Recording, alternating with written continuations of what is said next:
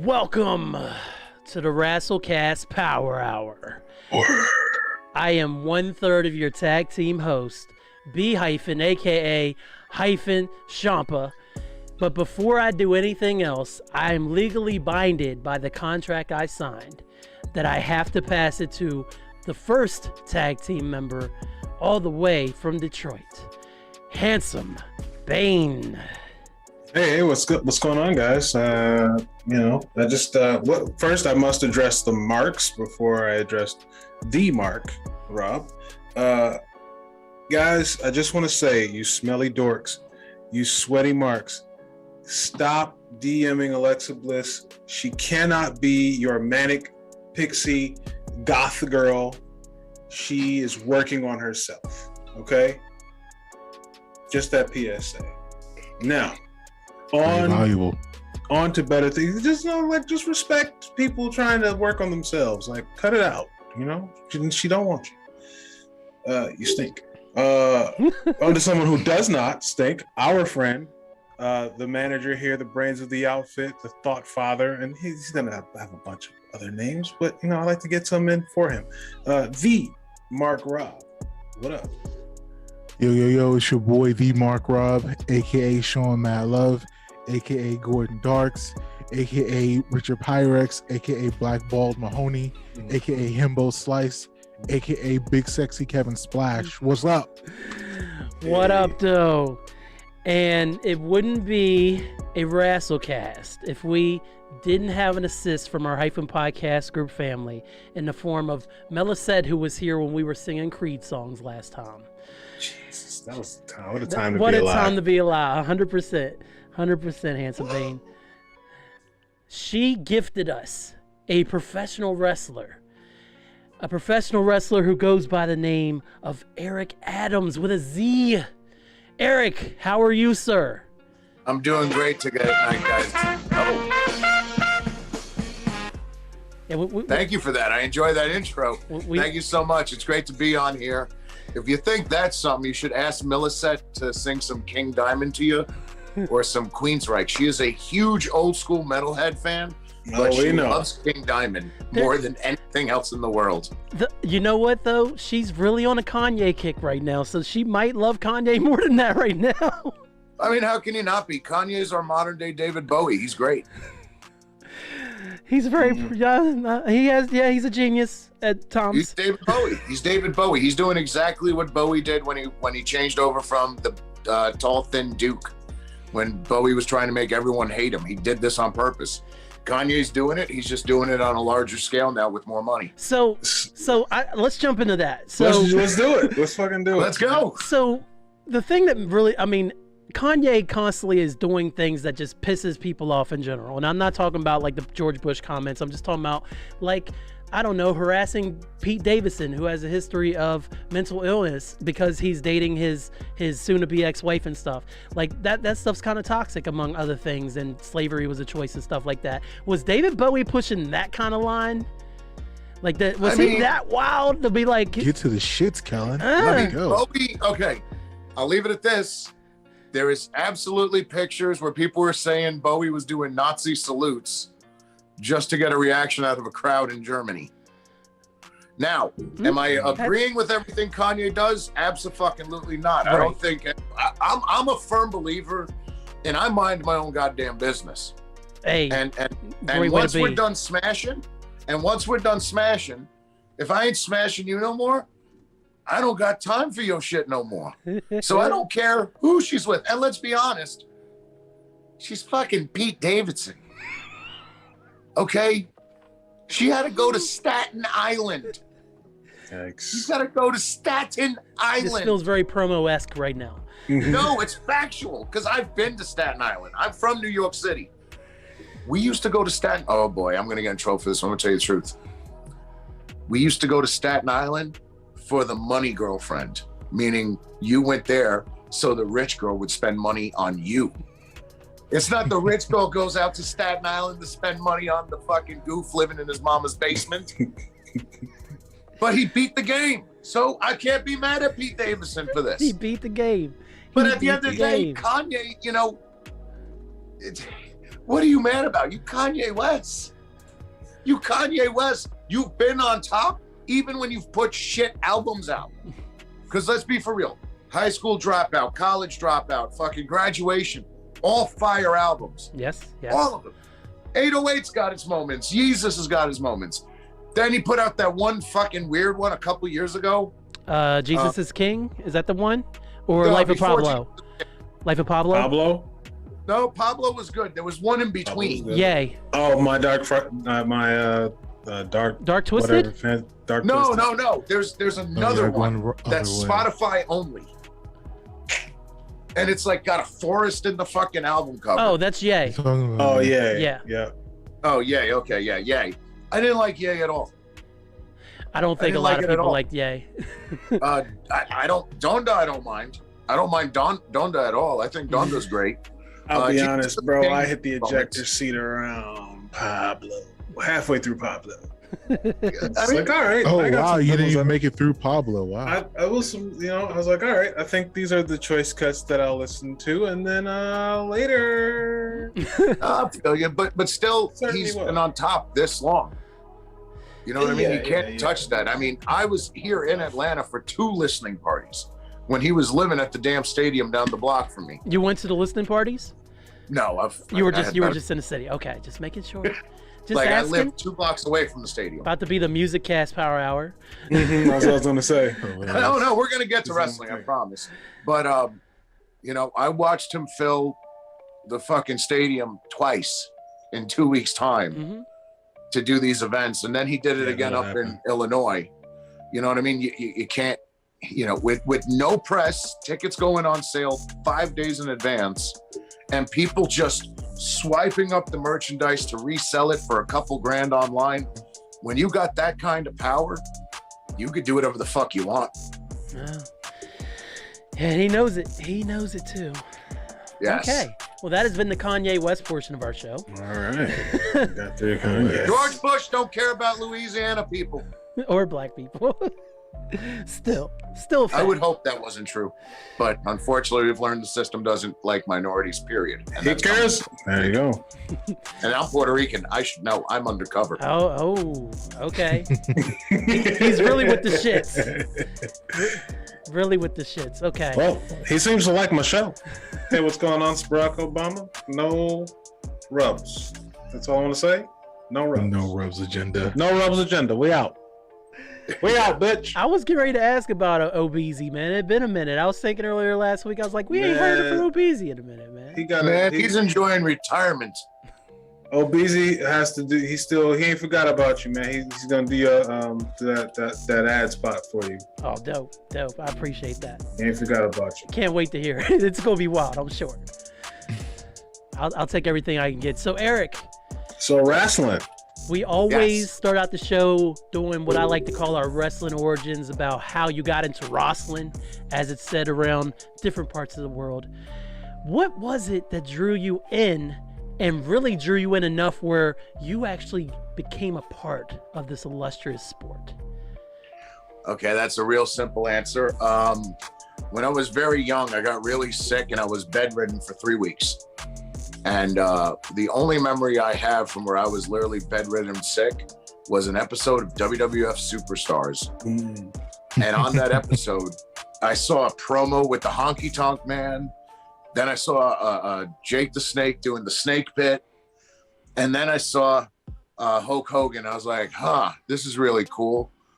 And I couldn't find it again. I'd find it once in a while on TV because we lived in a basement apartment because it was just me and my mom worked for the NYPD, so she didn't make no money. So we didn't get the best reception where we were. As I got older, I caught wrestling again. Then we got the Hot Box, and I got to watch WrestleMania 5, which was Hulk Hogan versus Macho Man, Rick Rude versus Ultimate Warrior, Mr. Perfect versus Blue Blazer, and I was hooked. And I was like, let's go. And I always was a wrestling fan. Still thought I was going to wind up working for the NYPD like my mom. And then it was the summertime, 1 in the morning, and I was watching all wrestling. I was watching WWF. I was watching WCW. I remember being a kid, I'd find World Class because in New York you could get everything. Yeah. We were getting World Class. We were getting UWF. We were getting the Savoldis in the Spanish channel. So you saw like the early days of Tommy Dreamer and Johnny Rods and Chris Candido. We got a lot of different wrestling products. And then right when I turned 12, so right when puberty was hitting, I caught an episode at 1 a.m. of ECW, Extreme Wrestling. Mm-hmm. And on that show, it was a double dog collar tag team match between the Pitbulls and the Public Enemy. Yeah. And it was insanity. And they're having this match, and there's this guy, Stevie Richards, with long hair and a shitty Motley Crue tattoo and a belly shirt. And I'm like, fuck this guy. And I'm wanting Public Enemy to win. And they beat the Pitbulls and they win the match. And they're supposed to get 5 minutes alone with Stevie Richards, and Stevie's beating him over the head with a Godzilla action figure. But then there's like all these run-ins. Foolishness. And there was all these run-ins, and Luna Vachon comes out and starts beating the shit out of Stevie Richards. Luna, man. Then all of a sudden, here came Johnny Polo, but now he's a fucking grunge god, Raven, and he's DDT and motherfuckers. And then Raven was so big in Indies, man. I didn't know that he was like that large of a man when he was Johnny Polo. That's how like sick that his acting was as far as being that character. Was like he was like sniveling as Johnny Polo. Yeah. And then he comes in and he's like, it's like, man, this Raven guy looks a lot like Johnny Polo. And it's like, holy shit, that is Johnny Polo. When did he get so big? And I see this Raven character, like, oh, what a fucking poser. That's fucking Johnny Polo. And then out of nowhere, I see this kid, this guy. He's got brown hair like me. He's got a goatee like I want to have. And he comes out and he beats up Raven. And then the girl gets in the ring and he picks the chick up, showing her fucking thong to the whole fucking crowd, which, at 12 years old, I'm like, Gateway drug. Kyle tries the girl. Told you. And that was Tommy Dreamer. Now, little known fact, I suffered from dyslexia really bad as a kid. I learned to read through wrestling magazines. Oh, that's dope. That's how I learned how to read. And so I always had wrestling magazines. And I see that, and I'm getting hooked on ECW, and I'm going through one of the PWIs, and they had an article on Tommy Dreamer. And he was like the profile, and in the profile it says he was trained by Johnny Rods. And I was like, Johnny Rods, Brooklyn Johnny Rods? And I had done Taekwondo for many years, and I've done martial arts my whole life.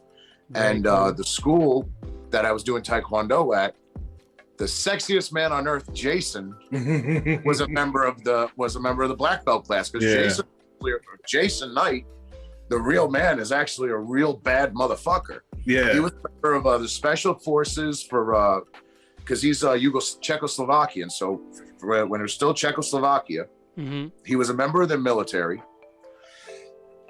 He did a bunch of different martial arts, and he could fight and he could work, but the character was so over he didn't have to.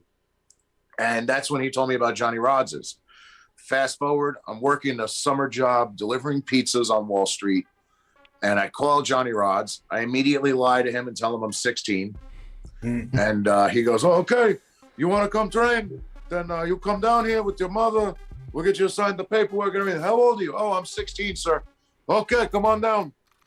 And I knew how to skirt the question around because being Puerto Rican, I know how to make Puerto Ricans talk without actually getting them to ask the questions you don't want them.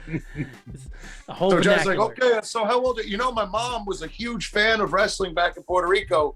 I think she was there the night the Medics, because Johnny wrestled as the Super Medics with Jose Estrada. Yeah. When you guys were working with Pedro Morales and started the riot in the building, he's like, oh, yeah, that was me. And, when they start talking. So we skirted the age gimmick. And I got away monologue with it. You got a monologue in. And I got away with it for 2 years. So what happened when you found out your real age? Was it too late? Here's the story. So Johnny thought I was 16, so he thought I just turned 18 2 years later. So he's starting to send me out to do shows in New Jersey and stuff like that. And he's like, you do good on these, I'll get you a New York license. Because to get licensed to be a wrestler in New York, you could only come from one or two schools. You could either come from Johnny Rods' school or the ECW school. If not that, then you had to be co-signed by 3 licensed wrestlers in order to get your wrestling license. That's crazy. Like you had to go get a full physical, fingerprinted, passport photos, a notarized note stating that you were trained, and you had to have this letter or 3 of these letters saying, you know, either you're trained by Johnny Rods, or you had to have letters from 3 different already licensed athletes to get your damn card. So while I'm doing that, I'm also playing baseball at Bryant High School. What position? I was a third baseman, and I was a hell of a hitter. I bat 4. Oh, okay. So, no slouch. So you're doing the wrestling's version of Catch Me If You Can. Yes. On some shit. Leo ass. You got the block hot. Yeah. So I proceed to we get to the city championships. It's Bryan High School versus Benjamin Cardoza. And which is funny enough, that's the school Matt Stryker was teaching at when he got busted, because Matt Stryker is from my school, from my wrestling school. That's the school he got busted at teaching when he was still doing SmackDown, where he got fired and it was big news. Yes. Oh shit! Yeah. So the game was played at Shea Stadium. I'm a diehard Mets fan. Shout out to the Mets. Fuck the Yankees. Thank you. I'm gonna be honest with you guys. I was a little hungover that day. I had taken a job working nights bar backing at a metal bar. Nice. To make money while I was going to school. I'm a little hungover after a fun night. The coach calls me out on this. I have anger issues. I get up to bat. I'm cursing out the coach, not even looking at the pitches. And the coach finally decided to call me a pussy. I said, "You want to see a fucking pussy?" I fucking swang. By mistake, I hit it 402. What? Wow. What? And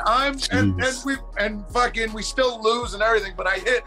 We lost, but I hit a 400 400 foot home run. No, not even trying. I wasn't even looking. I got the fucking apple to come up. I was set for life.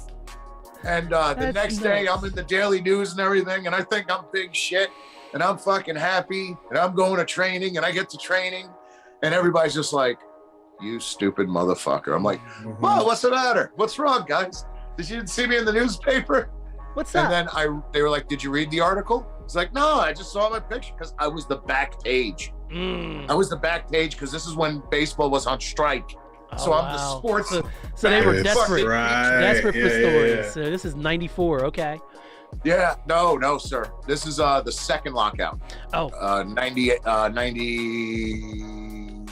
98. Okay. Yeah. 97 or 98 was the lockout. Okay. Yeah. So I'm fucking walking in there big and bad. All of a sudden, I'm like, "No, I didn't read the article. I didn't have to." Like, "Oh, don't worry, you don't have to. Just read the underline."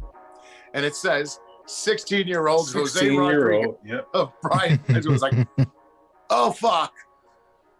And Johnny's waiting in his office. Now, to understand Johnny's office, it's in Gleason's gym, which is one of the most famous boxing gyms in the world. Teddy Atlas trained fighters out of there.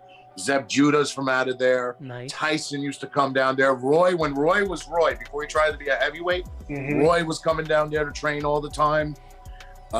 Everybody came down there to train. And I met Muhammad Ali 3 fucking times down there. Shit. Wow. Okay. I met God. Okay. I met God himself. I met fucking Allah, fucking Muhammad Ali. And Mike. I'm not going to fight with you on that one. Dude, Ali and Tyson used to always come in just to say hi to Johnny. All the fucking time, like it was nothing. And so you pissed that man off. Yeah. So to go into his office, you have to go through a hallway and then turn left right into his office. This is the old Gleason's gym. And I opened the door, and Johnny has mirrors set up so he can see everything at all times because he's a paranoid Puerto Rican like the rest of us. And as soon as I walk in the door, he goes, "Mira, Jose, close that fucking door." I was like, "Oh, shit." So I closed that door. This is it. Yes. Oh, no, but Johnny's the best. You know what? Hold on. I'm going to fucking reenact this motherfucker for you. Hold on. Let me find it. He's getting props. Holy crap. I have it. No, I held on to it. All these years later, I held on to this because Johnny gave it to me as a gift. Johnny said, "So you fucking lied to me. You fucking lied to me about being how old you are, huh?" I'm like, "Yes, Johnny. I'm sorry. I just really wanted to train. I didn't mean to do it." He's like, "So I can't trust you, but do you trust me?" It's like, "Yes, Johnny, I trust you." He's like, "Oh, you trust me?" It's like, "Yes, Johnny." He grabs me by the wrist, puts my hand on the desk, does that, and and then drops it in between these two fingers like nothing. His next words was were a blade, guys. If you for this audio medium, it was a blade. Yeah. Oh, So Yeah, you can probably hear it. It's pop. Yeah. There you go. There you go.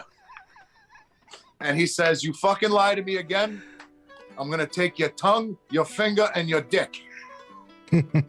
What a combination! Yes. Jeez. Sir, I'm underage. You really shouldn't be making those kinds of threats to me. Oh right no, now. you don't understand. My mom worked for the police. She agreed with him. I'll tell you. Yeah, because you worked her over too. Yeah, you got no. My mom, in general, she was a high-ranking official. She was in one police plaza in New York City. She worked right under Police Commissioner Kelly. The minute I was going into high school, she magically transferred to the police precinct in Astoria, Queens, where we were. Magically. Mm-hmm. How does that happen? Moms, man. Yeah. That's it. So me and my friends decide we're going to go hang out. There's a cemetery called St. Mike's. We're not in the cemetery. There's a park attached where you got your handball courts and there's a baseball field and everything. And being the little degenerative metalheads we all were, we're drinking 40s back there of St. Ides. I was getting ready to ask what kind, too. Good answer. Yeah, St. Ides. What kind of 40s were they, Eric?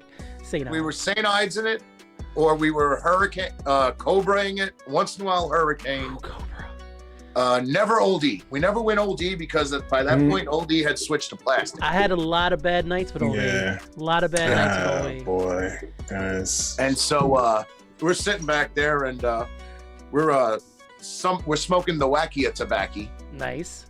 And a cop pulls up, like he's just walking by and undercover, sees my buddy's little pipe, sees his little weed pipe. And next thing I know, me and all four of us are lined up and the cops are there with us. And all of a sudden I see a sergeant's car pull up. The sergeant's car pulls up. He looks at my friend. He looks at my other friend. Then he looks at me and goes, "Aren't you Santana's kid?" And I was like, "Yes, sir, I am." His exact words were, "Oh, great. Now we're both fucked." I hate your guts. Yes. My mother was the only female and one of 7 Latinos that worked in that department. I mean, in that whole precinct. And she fucking used to yell and curse at these cops like there was no tomorrow. She didn't care that they had guns or anything. She threatened all of them. My mom was 5'1". She beat TB back in the 1940s. When TV was just killing everybody. Right. She fucking said, "Fuck you, I'm kicking out." So she ain't afraid of shit. She tough. Yeah. So we take what we want. We take what we want. Yes, exactly. And she wanted the gold, sucker. We want the gold, sucker. There you go. All right. And so I magically got off the hook on that one because they were terrified of what was going to happen to me. And they just let us go because they didn't want to have to deal with the fact of not only was I going to get killed, but she was going to curse all of them out for catching me. Mm. Hilarious. But yeah, so that, long story short, that's how I got into the wrestling business. I was a mischievous fuck, and fucking I just lied my way in. Nice. Wow. But you're a liar. It's a lie. There we go. All right, we're getting some work on the buttons today, huh? Yeah, man. We got something for everything. Wow. We haven't. Yeah. All right. Wow. It's like a accompanying tape to Name Your Adventure or something. Right. The read along. You play it when you're reading the book and stuff. Yeah. I feel you. I got ADD and I'm hopped up on Red Bull. Okay, you're gonna have to deal with ADHD and Red Bull. It's a dangerous. We've had worse on the show. Oh, man. Wow. Shout out to the Kayan episode. I feel like the Iron Sheik. Next question. All right. So, speaking of next question, I think we're ready to run the gauntlet, my friend. Yeah. All right. We can get to it, man. Let's do it. All right. Ready. So we had about 40 some odd questions on here. which we are rebuilding. Mm-hmm. Don't worry about it. So we have plenty here. Yes. I'm going to ask the first, and then we'll all go around, maybe. Some of the marks have heard our answers to these like so often, so please feel free to go on. Ooh, I like this one. Favorite bad gimmick. Ooh, that's good because, okay, USA Pro Wrestling. Here we go. They had a USA Pro, Frank Goodman. This is where like you met Low Key and Homicide and Xavier and the SAT. They all came out of there. I could go with the mime, which was literally a wrestling mime that they had. Terrible.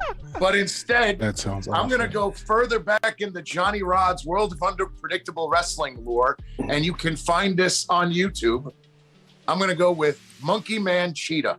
Oh, Jesus Christ. Now, before you say anything, Johnny Rod's agreed that that name was too racist. He wanted to call him Jungle Man Jervis.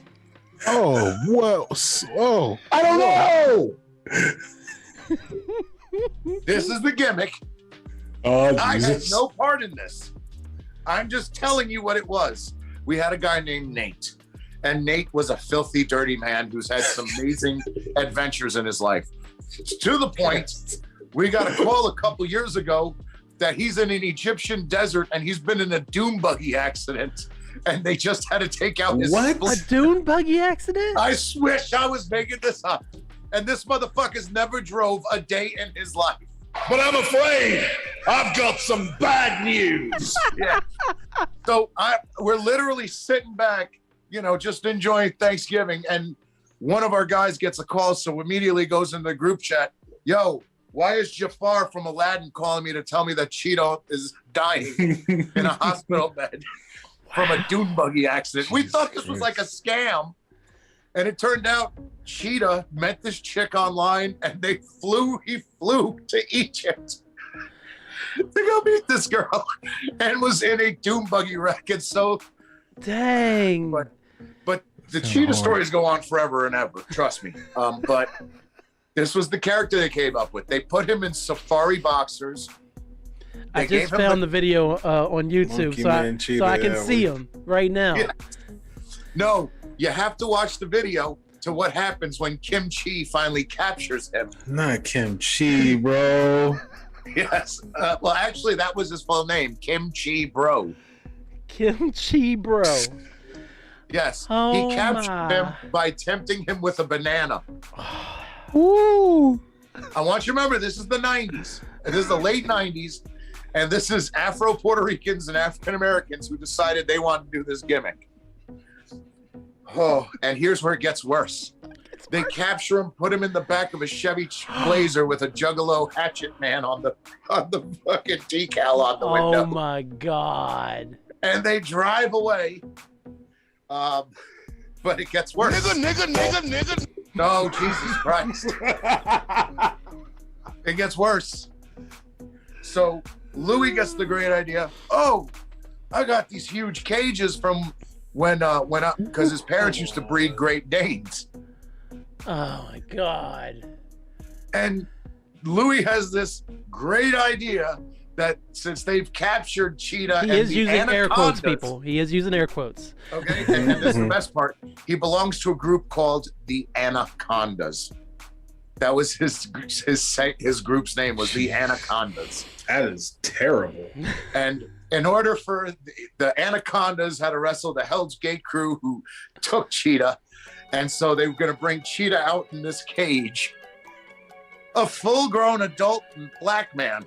And he's like, no, the cage is like this big. Now, we're talking about Boogaloo. If you ever seen Homicide and Ring of Honor, the original years, Boogaloo was his tag team partner. Yeah. Right. They're not the tallest men on planet Earth.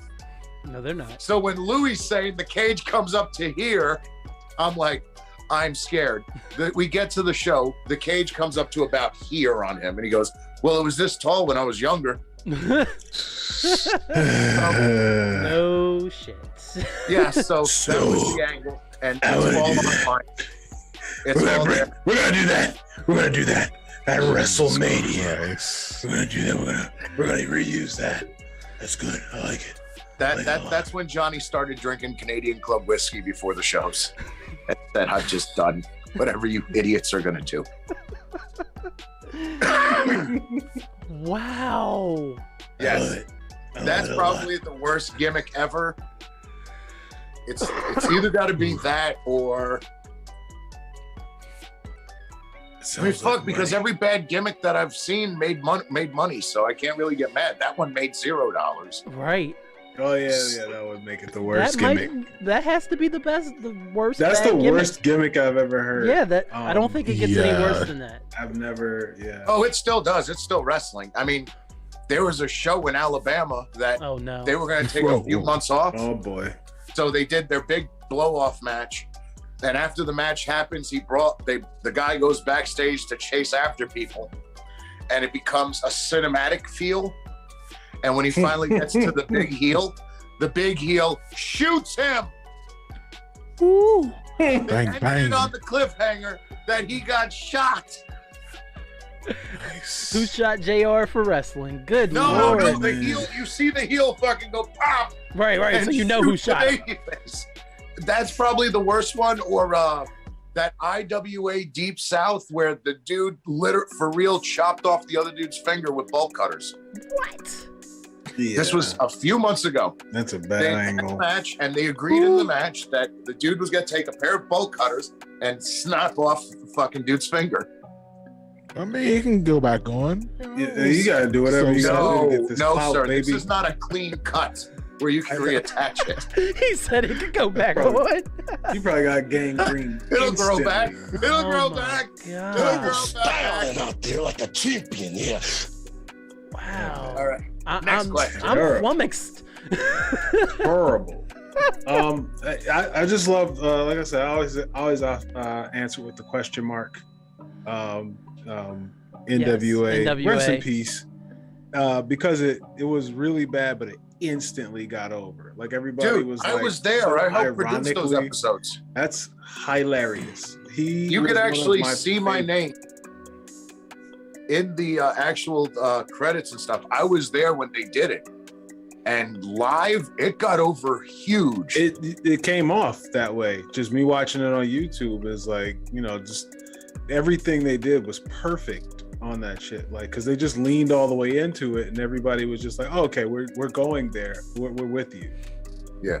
So they had Billy come out to talk to the crowd in between tapings, and the crowd's chanting for This is Storm's mom. Billy Corgan, of course. Yeah. Yes. Yeah. Billy Corgan, and they're chanting Drop that for full name, Storm's mom, and then they start chanting for question mark. And so Brocephus, that was his other gimmick. Yeah. Brocephus comes out in the question mark gimmick yelling karate for like 20 minutes. Karate. And and it couldn't happen to a better guy. He was such a fucking great guy. And the anniversary of his passing was actually yesterday, and I still miss that guy. He was such a fucking cool guy behind the scenes. And that, I don't know, man. Somehow that shit just came through in just a few, he was only saying karate, and he got that shit all the way over. Yeah, he did. Like, Yes, he did. Those were that was definitely one of my favorite gimmicks of the past couple years, and just the reaction that it got. That shit was fire. But it was bad technically. It wasn't it was doing so much with so little. Yes. Man, that's crazy. Wow. Go ahead, Hyphen. I don't know how I follow up the greatness of the question mark, and then I know it don't matter, and then those stories. I feel like I've said this before, but I really liked. I've always enjoyed Santino's comedy gimmick, man. It's a horrible gimmick, but I really liked it in WWE, man. Other than the girl, when he was dressed up as a girl, that didn't do him any favors. But I didn't think the Santino gimmick was that bad, honestly. well, right. I just figured that's kind of what they thought it was, and then Santino made it work. He was just making shit work. Yeah, bro. it didn't matter. It was just because again, he was just leaning into it. It was like, if you don't want to be a goofball, and the like, it comes across like if you don't want that, like it comes across. Santino was just happy to be there. It felt like, and it was just like you're just doing whatever. Like it's like, yeah, you're gonna be hanging out with ZZ Top. It's like I get to hang out with ZZ Top. For a bunch of people, it's like, oh shit, I'm not fighting for the title tonight. It's like, no, like that's not your spot on the show, bro. It's like you're gonna hang out with Santino, you're gonna hang out with ZZ Top and get beat up by Beth Phoenix, and you're gonna make a shit ton of money in the process. Exactly, professional wrestling, ladies and gentlemen. That's all it takes. Sometimes it's a profession. Yes, remember, guys. It is exactly. Yes, it is. Absolutely. Right. Should we move on? Yeah, we can. I'm ready. Definitely move Go on. ahead. Next. So we're gonna go a little bit easier on you here, Eric. This is a question which has sparked great debate on the Rasslecast before. So, Sure. Do you prefer Surfer Sting or Crow Sting? Surfer Sting.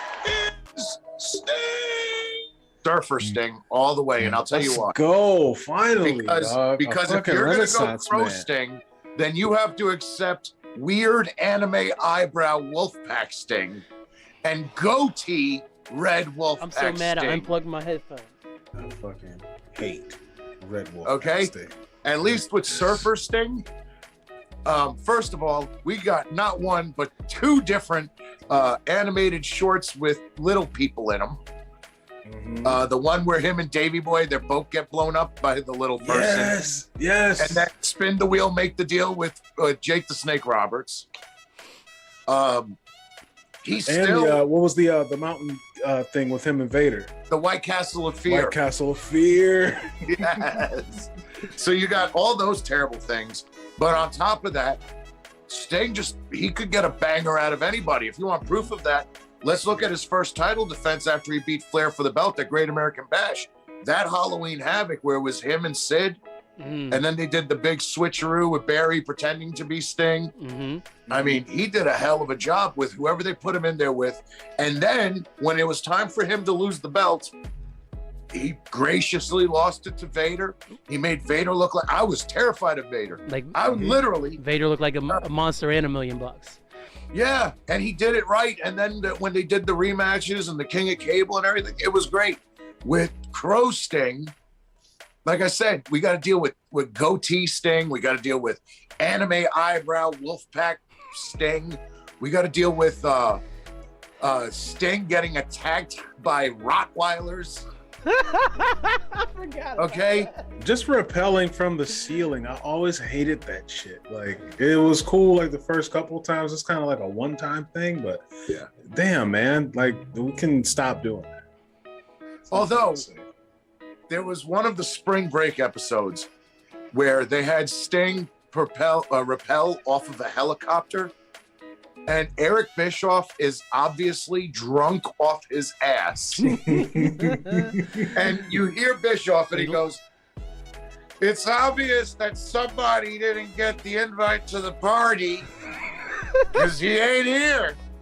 And then they're talking and this helicopter's lowering and you see drunk Bischoff trying to sell it.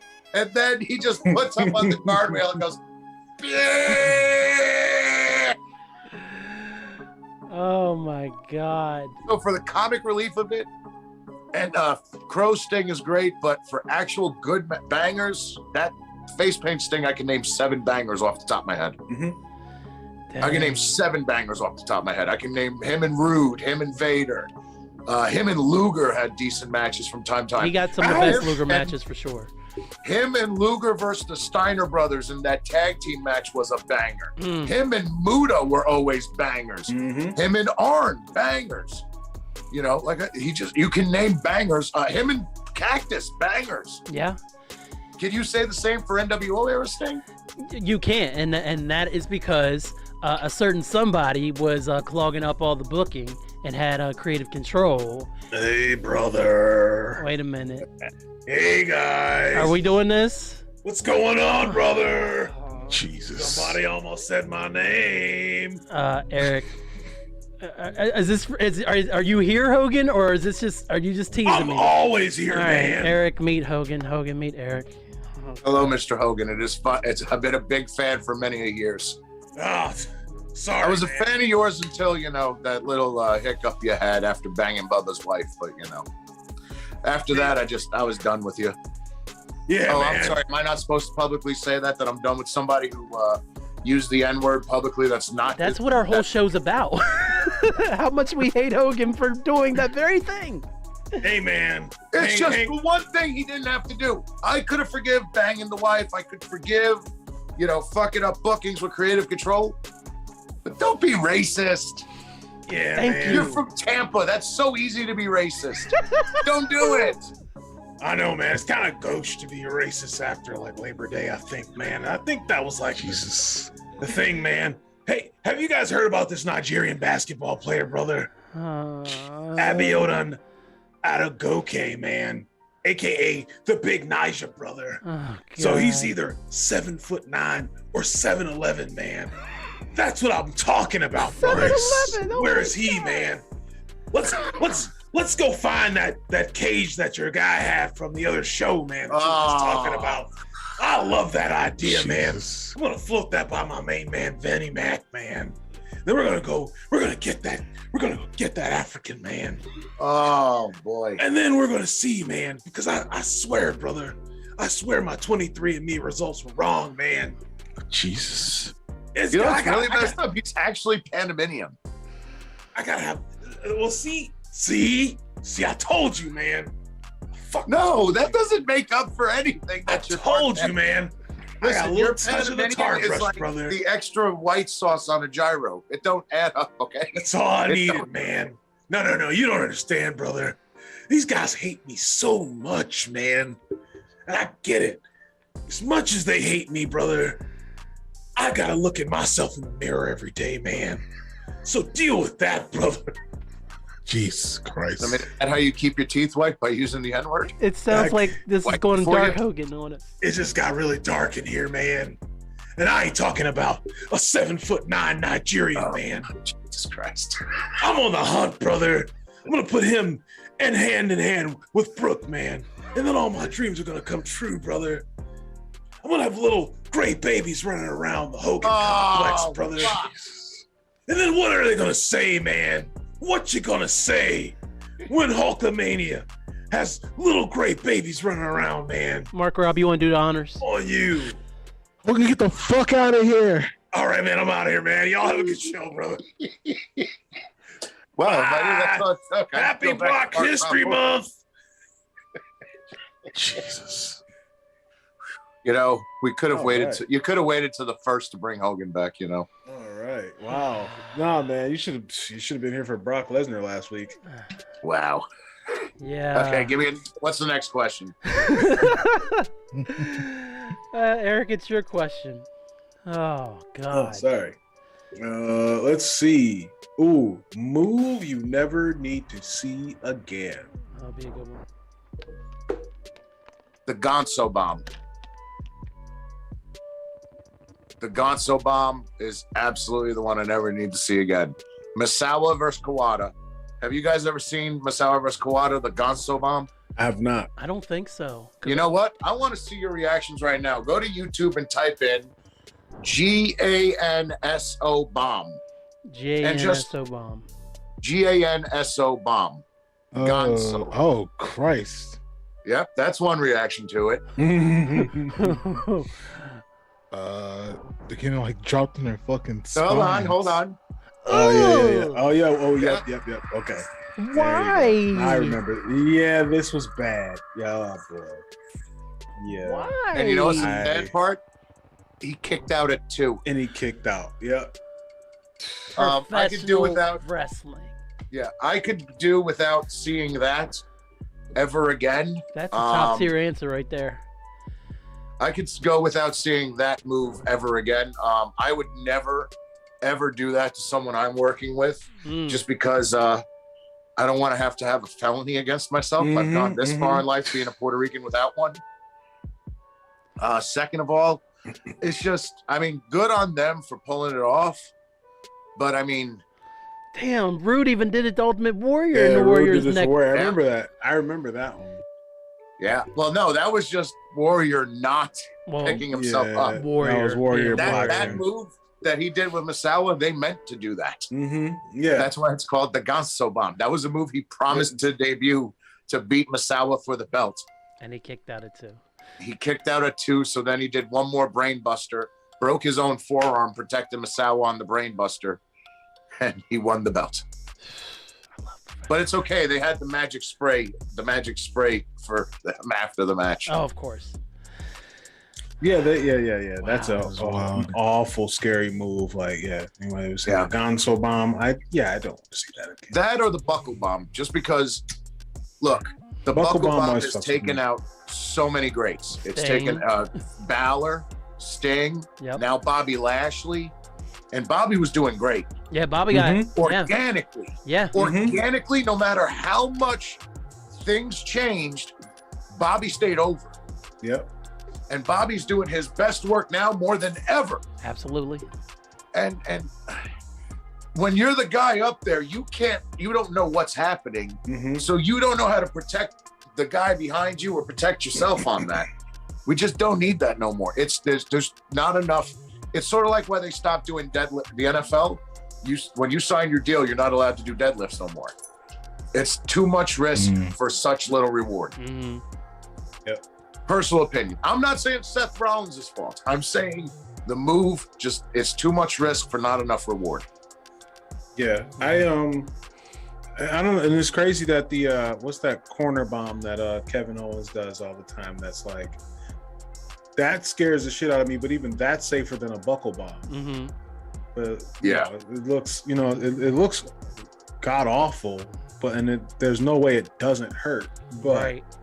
it's like that one is like, yeah, do that one instead of a buckle bomb. Yeah.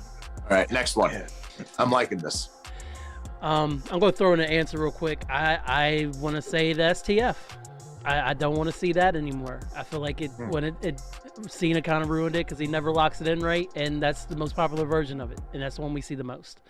You know I've seen what? some good I STFs though, But but on the other edge of that, as a person who's taken the STF for many years, for many people, Cena's one, I would take any day of the week because it's the safest version of it to where you don't have to worry about if you're going to get hurt or not. Yeah. And I'll be honest, if I'm working with the top guy in the company, I expect to get fucking banged up right. because you're working at a higher level. So to be the top guy on the card and still be able to protect someone with a finish like that and not hurt, because let's look at when Brett was champion. He was putting people in that sharpshooter and he was fucking leaning back with that shit. Yes, he And was. this is before fucking these motherfuckers were doing yoga and Pilates and all that bullshit. Yeah. Okay. But how Cena did it, it was safe. And I'll tell you where I gained my respect for Cena. I never hurt anybody, by the way. Yeah. All right, Brett. We know Brett. Except for Bad News Brown, but he'll never talk about that one. That guy sucks. No, Bad News Brown was great. Bad News Brown was a gentleman, a bad motherfucker, and legitimately one of the greatest guys who helped me a lot when I first started. I will not let you talk bad about Bad News Allen. All right. That guy was great. And he never forgot his roots being from Harlem. Never forgot his roots. That's But real rap right there. Cena, I've been lucky enough. I've got to do extra work for the WWE on a number of occasions. And every time I was there, we had to be at the building at 2:00. You know who was there at 1:30 already in gear, meeting all the Make-A-Wish kids? John Cena. You know, Yep. with John a big ass smile on his Cena. face. So for that alone, for being, because you got to think, that guy's doing TV and radio interviews every morning, and he's got time to do the Make-A-Wish. Oh, and by the way, he's got to carry the television show that night. So For he's years. having literally a 20-hour day every day, 20-hour day every day for years. You got to respect it, especially when you look at what the 100%. ratings Talk were back that then. talk. 100%. Oh, You know, And then he was even doing like I've never looked at it that way. Well, I think for me it all kind of came together with me for Cena. when he was doing the Southpaw wrestling. It was like, Yeah. he doesn't have to do this at all. No. And he just wanted to get in on it. You know what I mean? Like, and he was good. You know what I'm saying? He wasn't like genuinely just entertaining. Take up a spot. It was hilarious. And another cool thing he did, they were going to do the heel turn. They were going to do the heel turn, and Cena was going to come back in real wrestling gear and everything, and he got all this gear made for it. Well, he started to he put the deposits in to get all this gear made, and when the company said, we can't afford to turn you heel and lose the business we have coming right now, he donated all the money that he spent. It was literally 20 grand in fucking merchandise gear to be made, like wrestling gear. Mm-hmm. He donated it to all the boys in NXT. Oh wow. Yeah. That's cool. Oh Good wow. shit. See, man, told y'all. Okay. He's one of the good ones, man. You know, No taker. and then, oh no, Taker's Taker. Okay, Taker's Taker. But also, besides all that, one more thing about Cena. He might have not been the best technician of moves, okay? He might not have done them technically to the way we're used to seeing them, but he was safe with them. How many guys did he hurt in the ring? And he always evolved. And he always evolved, and he always added shit that was still safe. Mm-hmm. Yep. So you're in a main event spot. You're working with the number one guy in the company, so you're making your money, and he's taking care of you in the ring. Yes. Yep. I can't tell you how excited I was when he wrestled Roman over the summer, yo. I was just so excited to see him back in the ring and Now see he's that been match. putting people over clean as a sheet too, though. It's just like, all right, damn, Cena, you don't have to. Like, He doesn't have to do that. No. He doesn't have to. Yeah. At all. But giving back. He's giving back to the business when he can. Damn. And now with that Peacemaker series and how that blew up, you know, he was having a fun little acting career, but now he's going to have an acting career. I think I like Oh, yeah. the way that all of the guys who've come out of pro wrestling to be, you know, big blockbuster actors. I really appreciate like how they look at what they're doing, because they all see it as, yes, I have to go in here, I have to be professional, I have to be early, not just on time. Like, I mean, The Rock, you got Batista, Miz, and now Cena. Like, these guys are being known for their work ethic and known for like their molded, how they can be molded and how they can be directed and that sort Not of thing. being Like, egomaniacs, not hard to being work prima with. donnas. Yeah, like they are making like pro wrestlers' reputation. Yeah. Of like, yeah, like now it's like, For damn, those maybe who we want should to go act back and to stuff, the they're making it so much easier. Yeah. because they're all thinking of exit strategy too. They're like, well, shit, Yeah, well, some of them, that's like, I never wanted to get into acting. I never want to do that. I just want to have my run. When my run is done, I want to hopefully get a job as a coach. And then from coaching, maybe become a producer and have my little fun in the business. And then when it's done and I'm done with the company, maybe open up my own little school, have my own little regional thing, sort of like what Deep South's doing, which we're back, by the way. Deep South is coming back this Friday, March 4th. We're doing a free show, 100% free. Nice. Is Deep South's return. That's But, exciting. I want to go. You know, that's what I want. And there are guys in the business who want that. And then there's others who want to get their acting career launched, their rap career launched. Maybe, their farming career. There's some that, like, For real. what's his name? Rotunda and I forget who. They have a farm together now. JoJo? I think it's not JoJo. No, not Bray Wyatt. Not Bray Wyatt. His the other brother? Bo? Yes. Bo? Bo. Okay. Yeah. Bo has a farm with, I forget who else, but they have their own farm. Mm, Dang. You know what I mean? And more power to them for finding their exit for strategies. sure.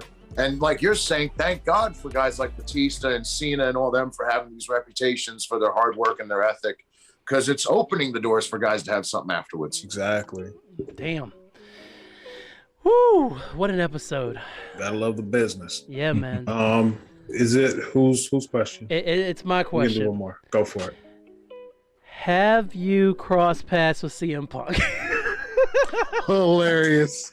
Oh fuck you, Yo, fucking I Mark. gotta step in. Who set I you gotta up? step in real You, quick. Mark. Did Millicent set you guys up? She gave us the intro that we got in the group chat was the only thing that she really said besides what she had told us before when she was on the show. She's like, "You gotta All right. talk to my friend," you know. All right, I'll tell you the story. Hold on. Before you tell the story, when we picked our favorite wrestlers ever, Yes, Mute every him. time. Mute him and let him tell the story. Hear him out. CM Punk is supposedly his favorite wrestler of all time, but when we made our list, he failed to put him on the list until we questioned him on why he did not include him. All right, I was tallying the scores. Here and I'm was my like, rationale. why does CM Punk Here's my have no- rationale. Because he had just come back, and it had been 7 years without him. So I was fearful that this man couldn't wrestle anymore somehow, okay? So I was like, I can't, what if I put him on this list and then he's ass now, okay? That was why I did it, but I corrected it before the episode was recorded. And it still got out. Okay. If your favorite is ass, your favorite is ass, but Right. you still That's your love him, favorite. regardless if he's ass or not. Listen, I'll be the first to say it. Some of my favorites. The Rock had the worst fucking over belly to belly suplex in wrestling history. And sharpshooter. Yeah, that because shit he was did that nasty whole like work. weird hand thing. To Yeah, get where he had into it. both Mhm. feet under the eyes. Yes. What are we doing? Okay, Ew. I want to start this by saying I've always said CM Punk is a hell of a fucking talent and a great worker, and I haven't seen him. I did see him since this altercation, and when he was in the WWE, he was a little bit nicer to me. Okay. I'm in Ring of Honor. Ooh. I'm coming in. Oh boy. I'm helping setting up chairs and everything. I'm driving around some of the guys whenever they're over in Dayton, Ohio. They would do Dayton, Ohio, and Chicago Ridge. That would be their weekend. Friday in Dayton, Saturday. Saturday do Chicago Ridge. And it was the run where Austin Aries had just beat Samoa Joe for the title. Yes. And Punk was in the feud with Jimmy Rave. And so they're doing these matches with Punk and Rave and everything through that. And every 3 months they're coming back. And I've always tried to, whenever somebody seems pissed or annoyed, which he always kind of seemed that way, Yes. Very I temperamental. tend to stay the fuck away because I don't want to bother no one, because I don't want nobody to bother me when I'm in my fucking shitty mood. Mhm. I'm self-aware enough to know that when I'm in a prickish mood, I stay away from people because I don't want to fucking fuck people up, fuck with people or be shitty to them. Yes. So we're leaving, we helped set up, we helped tear down, we're doing all the shit we're supposed to do. And I'm getting ready to, when we're getting ready to leave, and I'm going up and I'm shaking everyone's hands. And Punk and Jimmy did their big blow-off match, which was the steel cage match where they did the superplex off the top. Yes. Yep. Great match. I go up to shake his hand. I was like, great match tonight, sir. He looks at me and goes, the fuck you giving me your hand for? Jesus. Yikes. So my response was, okay, next time I'll just put it in your fucking face, and I leave. Jesus. And Christ. so yeah, he could at times he could let his emotions and his temper get the better of him. We've all heard the stories. We've heard all those. When I met him in WWE, he shook my hands twice. He was nice to me twice. But that just rubbed me the wrong way because I'm fucking jabroni fucking nobody. Right. And can't stand that because I've been doing extra work since the late 90s. I've met everyone. I've had Vince McMahon legitimately shake my hand and say, good job out there tonight, pal. Thank you for your help. Vince McMahon, who Damn. has enough fuck you money to not only make me disappear, make all three of us, all four of us here disappear, and our families, and everybody will go, oh, I guess it's Wednesday. It was a bad story arc. Yeah, you know what? He can make all of us disappear, but he's nice. The Rock was always great. Cena was always great. You know, all these guys throughout the history of the business that understood this is a guy who's here for free or for little money, who's just trying to make it and be respectful. And you got to be like that. You know what I mean? Yeah. So it rubbed me the wrong way for a while. I didn't hold on to it because I just didn't care. Like I said, I thought he was a tremendous athlete, tremendous talent. You know, and God bless him for making the money he's making now. I hope fucking whatever they're giving him, it's half of it. That's only half of what he deserves. So, and I say that about every wrestler. If a wrestler's getting paid $2 million, he deserves $4 million. If a wrestler's making $500,000 a year, he deserves $1 million a year. Yeah. If an indie guy's only making $75, he's deserves $150. I'm about that. I'm gonna support my fellow workers. Right. For sure. You know what I mean? I ain't got time to fucking hate on a motherfucker. But as we've seen, and I mean, the stories are out there, maybe sometimes he's got that time. So, whatever. That does not surprise me. It does not surprise me. I'm glad I asked, though, because there's no way that you're like, yeah, you know, John Cena, like, yeah, I'm going to ask him about Punk. There's no way. There's no way I'm going to let you get away without saying that. So. Going off script, man. I always go off script. I'm always getting yelled at. All right, who's got Mark? Is it your turn for a question for me? Yeah. What was it like meeting Vince? It's a great I'm question. gonna be completely honest with you. He was really fucking cool, and I don't get. I'm trying to think of. I don't get awestruck or anything like that, but he's one of those guys where you're impressed. I was impressed when I met him. I never have a bad thing to say about Vince McMahon because what can I say bad? I'm a fucking jabroni independent guy who's traveling, right? Let's pretend it's the year 2005 for a minute. I'm making $75 a night wrestling. And that's only because I wrestle very well and I'm a decent entertainer. Vince McMahon is paying me $250 to sit around, eat catering, learn from the greatest minds in the business who do this every day, and have an opportunity to maybe be seen to be brought in at a later date to work for this company. What the fuck? What's there to say? Right. The man paid me 3 times my amount of money I get to wrestle to let me learn from Steven Regal, Arn Anderson, Mike Rotundo, Barry Windham, Vince McMahon himself, you know, all these great guys who want to share. Dusty fucking Rhodes, Dusty Rhodes. Dusty, baby, 250 pounds of blue-eyed soul. I was there, yeah, he did it with soul, baby. He goes to the zoo with his girlfriend. He does it with soul. He sees the giraffes and the orangutans, and he does it with soul, baby. Have you never heard that promo, Rob? Mark? Oh, I've heard through them. Yeah. I have Dusty promos for days, but you know, Vince McMahon is paying me to become better at my craft, feeding me well, and allowing me to be a part of the biggest show in the world, even on a minute scale. How could I hate the guy? Yeah. Damn. How could I hate him? It's amazing. He never said fuck my mother. He never said fuck you. He never said fuck your mother. Think about it. Like, what can you really say about a guy? He never told me go fuck my. You know, if he told me go fuck myself, I still wouldn't care. But he never said go fuck. He never said fuck your mother. He never fucking told me to eat shit. He never said don't eat the fucking food. He never treated me bad at all. He never said why are you offering me your fucking hand? Yeah. Right. He fucking shook my. He extended his hand. Is touching your hand for this gathering of the biggest body of people in this country, in this universe, all over the world now.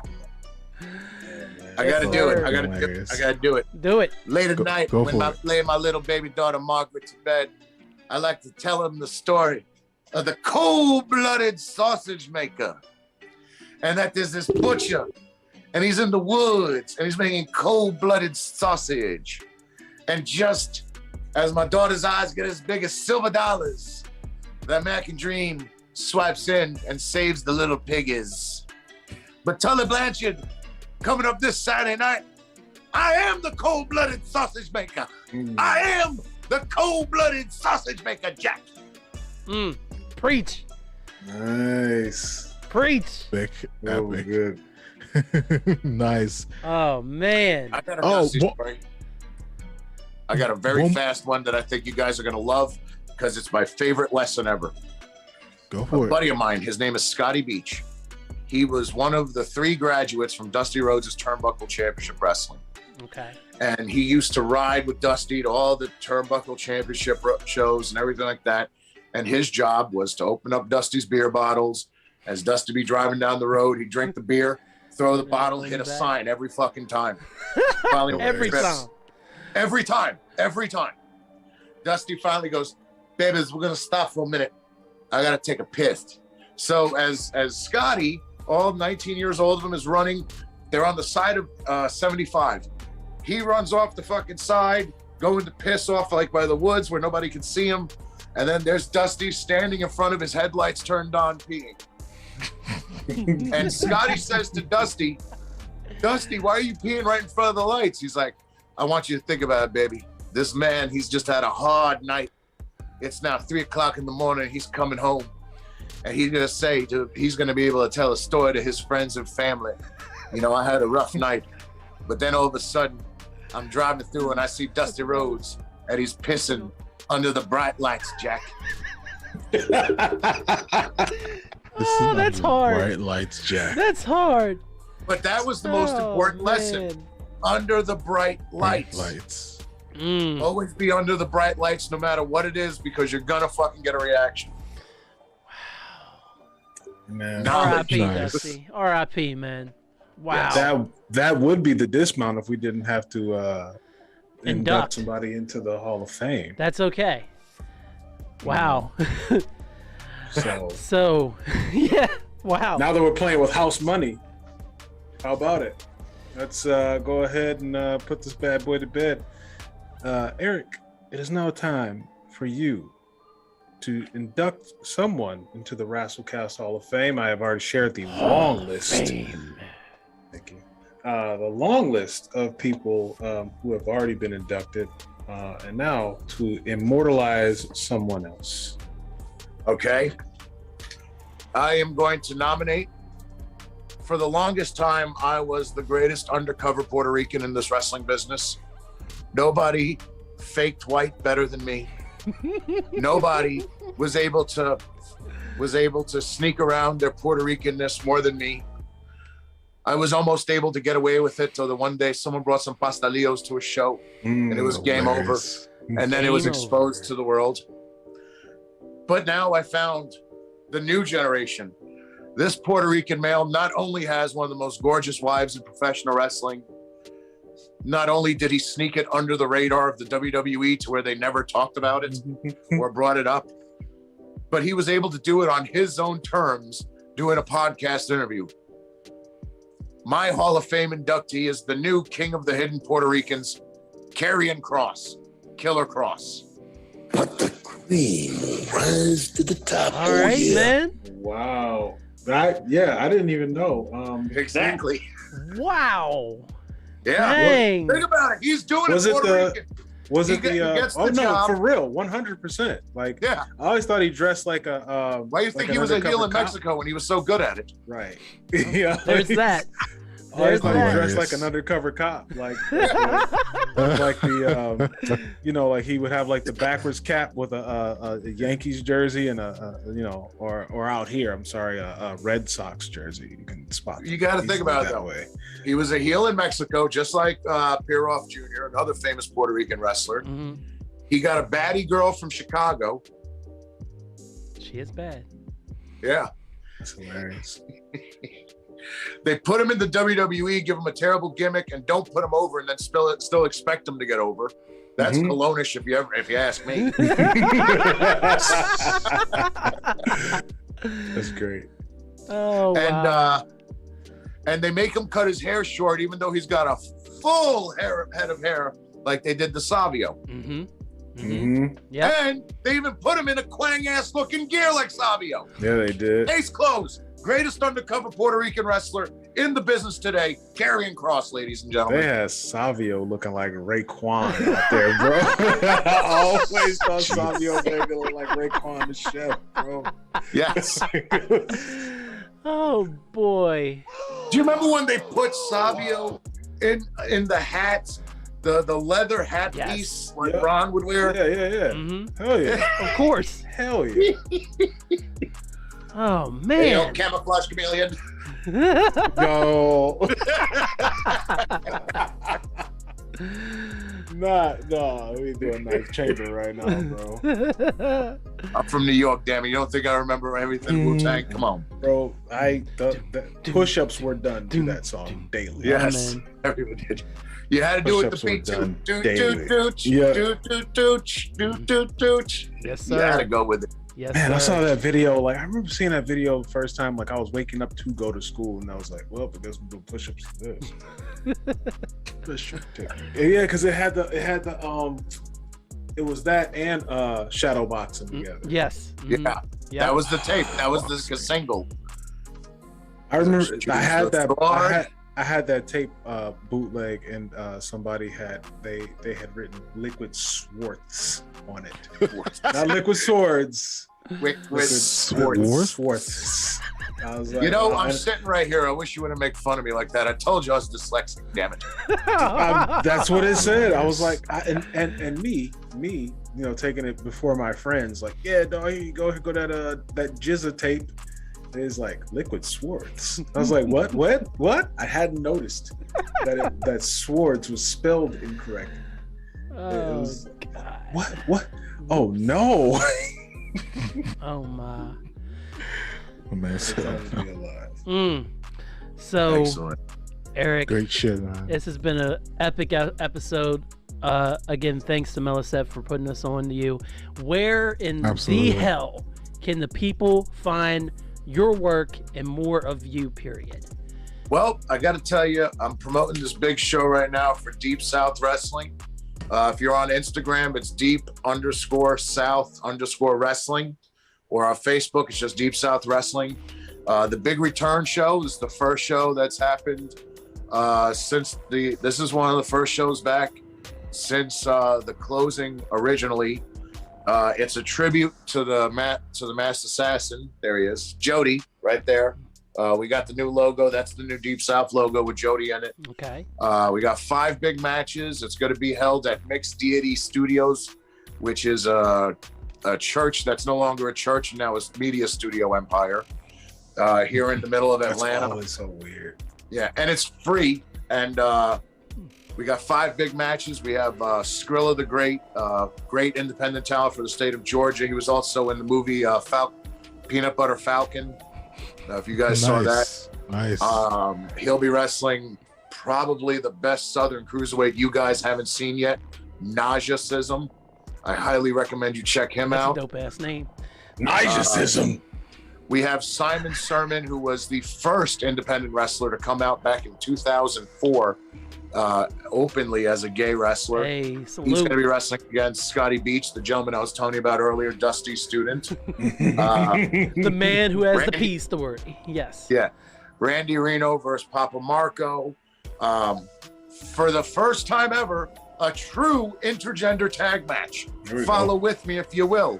We have white, cis male, bisexual, black girlfriend tag team partner versus Christian Jewish male and non-binary tag team partner. Damn, you hit all It's the not buttons. intergender. gamut. You fucking tell me, and it's in a church. The whole gamut. Damn it. They Preach. did it. That's awesome. And the referee is a woman with a prosthetic leg. Oh, somebody's gonna blow their brains out. Jesus Christ. They did what? And then it gets back. And then That's for a the sound main bite right event, there. it is. For some reason, they're trusting me with the main event, which I really am thankful to Patrick for that. It's going to be me and 6'5", 237-pound Jacob Johnson, and it's just going to be two big meaty men slapping meat, Slapping meat. slapping that fucking meat. Let's go, man. Are you going to start the match out with a test of strength? That's what I need to know. Greco-Roman it's New York versus New Jersey. Oh, you're getting right to the shit. This man. one. This is gonna be a trust me, baseball this is gonna bet. you're gonna get to see Baseball bet. the South is gonna get to see its first Eastern hood fight, Nice. Hilarious. Nice. complete with a little shadow Hilarious. slap boxing somewhere in there. I promise. Is But, are you going to be like streaming it or anything like that? Unfortunately, we won't be streaming it, but we will be filming these episodes. Okay. And if you follow Deep South on Instagram, which you can find me on there too, Which is what I pulled my phone out to do. Mm-hmm. yeah, the episodes will be up in like I would say about 3 weeks later Okay. because they got to All right. produce everything. But the episodes will be up. We're talking about doing a streaming I'm in there. bit for the next event, but it's going to be fun. You know, even if you can't make it out, guys, if you have connections to the Atlanta area, like I said, 100% free show. You just have to go to mixdeity.com/DSW. And It's him. It's Eric. Was that you? Oh, okay. and Yeah. So you go there.